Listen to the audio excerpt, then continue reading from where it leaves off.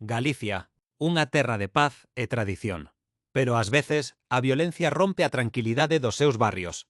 Esta é a historia dun crime que conmocionou a toda unha comunidade. Narón, A Coruña. Unha tranquila tarde de domingo de marzo de 2024, o barrio da Solaina foi testemuña dunha traxedia familiar que conmocionou a toda Galicia.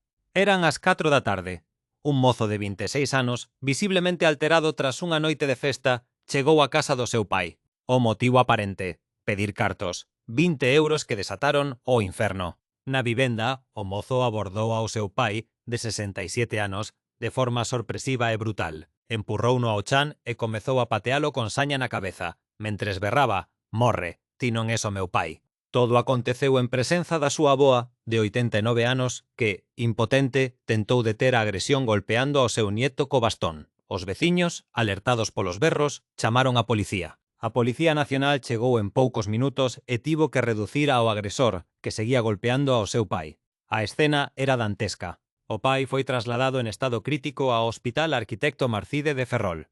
A pesar dos esforzos médicos, faleceu 24 horas despois por un fallo multiorgánico provocado pola gravidade do traumatismo cranioencefálico.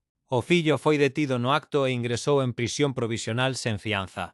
A Fiscalía acúsao de asasinato con aleivosía e ensañamento, co agravante de parentesco, e solicita para el 25 anos de cárcere.